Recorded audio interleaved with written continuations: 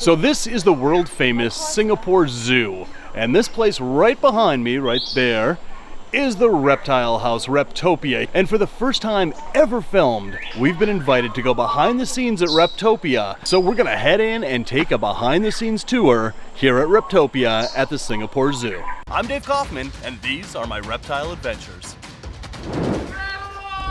So before we get our behind the scenes tour, I'm gonna show you guys the displays here. This is actually a really cool reptile house. Oh, look at this. So as soon as you walk in, Singapore is home to over 100 species of reptiles. All right, so let's go explore the tortoise shelter. Flat-backed spider tortoise. They got a bunch of little leopard tortoises in there.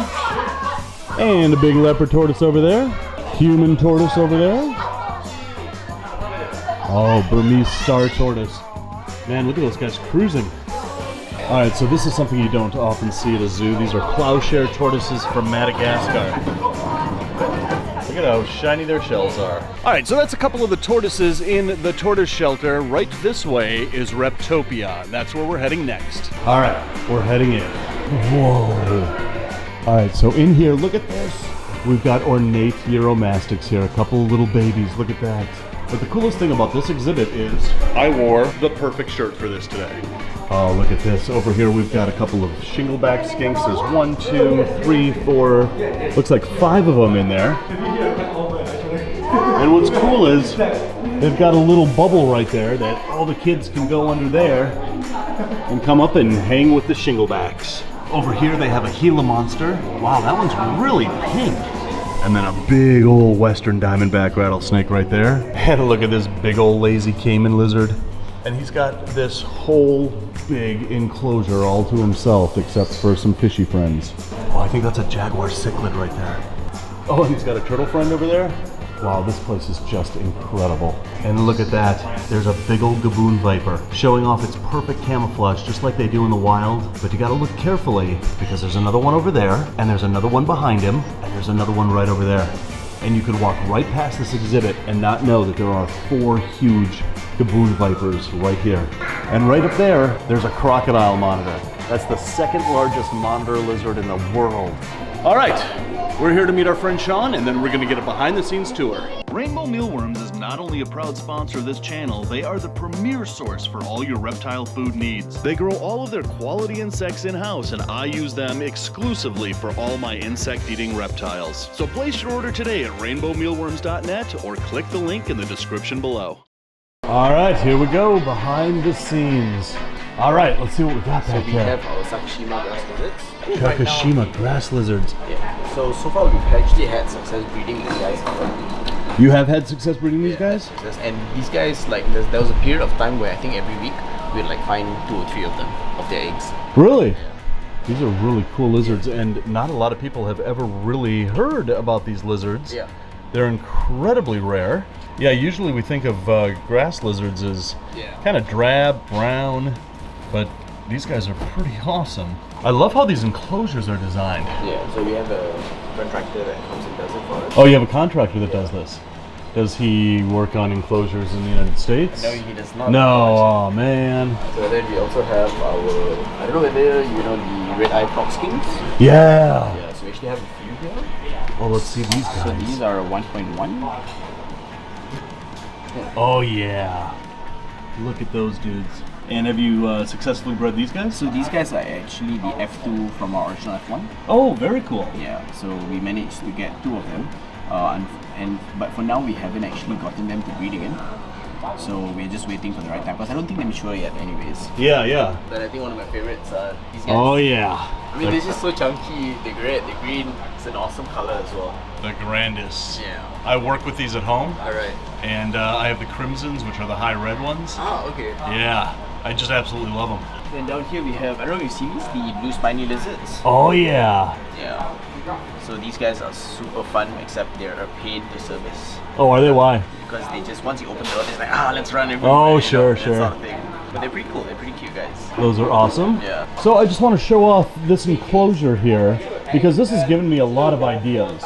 I just love the way that you have different colored bromeliads, and then you've got this huge reservoir down here, all these nice vines, and nobody's in here yet. Not yet.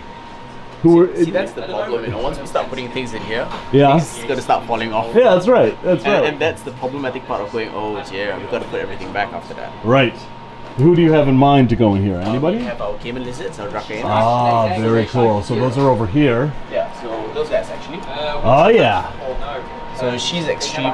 That one's extremely high red, high orange. Yeah. It's even better than the ones we have in the exhibit. In the as well. yeah, I saw the ones in the exhibit there. So why do you have so many reptiles back here that's off limits to the public, So as opposed to having them on display? So basically, some of these guys are breeding projects as well. And then some of them are also for in case we want to learn about the animals. Sure. And then before moving them outside, we need to establish them here first. Gotcha. So at least we know that once they've grown to a certain stage of life, we know that they can go outside after that. Gotcha. Yeah, so it's a lot more sustainable to be back here, and it's a lot easier to be controlled as well. Sure. Yeah. That makes sense. All right, we're moving on.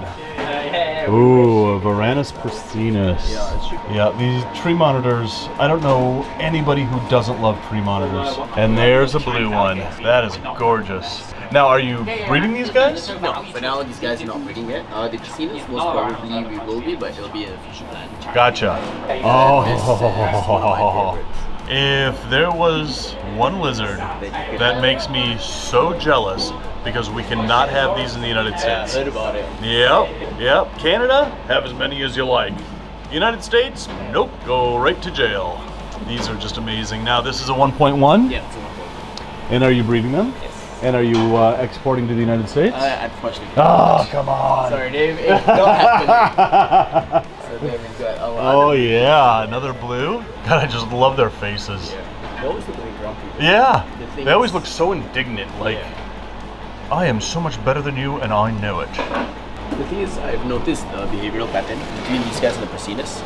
These guys are total douchebags. Are they? But I still love them. Don't get Of me wrong. course. Yeah, but the prasinus, they're so much more calm. Yeah, You know, there's and- just something about them that's like, you know what? I'm gonna be friends with you. Right. I like you. Even if I don't know you, I'm gonna still like Right, you. right. But these guys are like, yeah, you know what? No, I'm just gonna end you.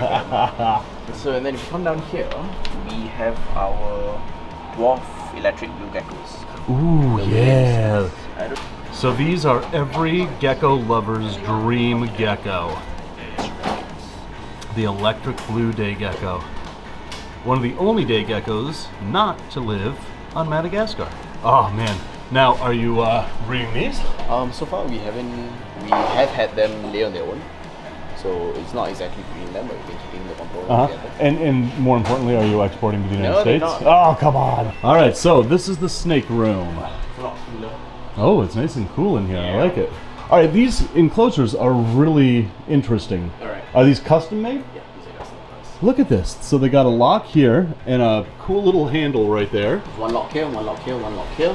So every time we try and open it, we are making sure of our keeper's safety as well. Gotcha. No matter what it is.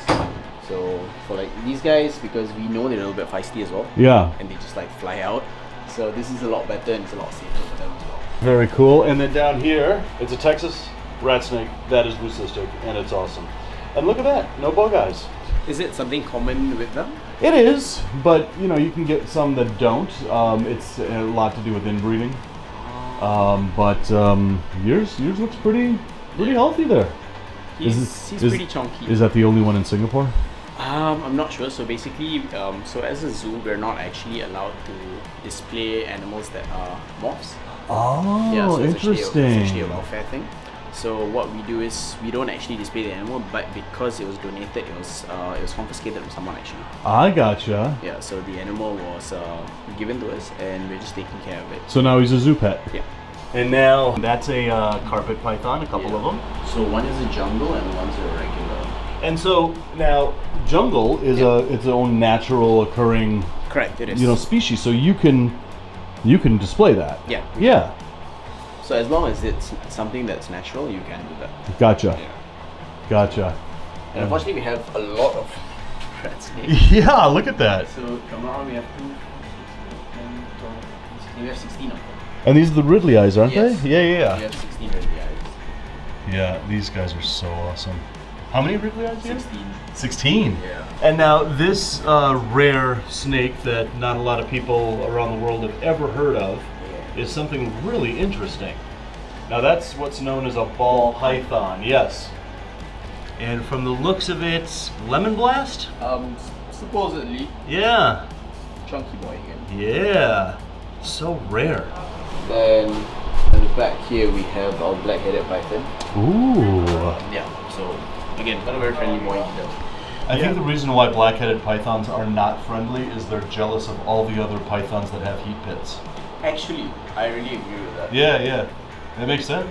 Yeah, it does. Yeah. It's a fair point anyways. Yeah, yeah, yeah. And then down here, we've got a rainbow boa. Yes, in the midst of shedding. Very cool. And this is who here? This is the female of that one. So this is another Mississippi Yeah, Texas rat. That's right. So she just undergone a surgery as well. Oh, gotcha. Yeah, so we needed to make sure that she was separated. No substrate, no infections, nothing. This would be the best area for her. Gotcha. Yeah. I just love this room. I mean, like, yes, we're in a zoo, and yes, you have the backing of the zoo behind this, but this is like a dream reptile room for so many people. I mean, just the way that this is all set up, all displayed. I mean, This is really cool. Yeah. So how long have you been working at the zoo? So basically I've been working here for almost a year now. For almost a year? Yeah, so before this I graduated as a vet, and then I'm from Malaysia. Oh, gotcha. Yeah. So I did a lot of research in Malaysia and mostly on pit vipers anyway. Wow, very cool. So I specialized in pit vipers and only pit vipers. And only pit vipers. Yeah. Wow. Well, you have a dream job here. Yeah, I do. This is fantastic.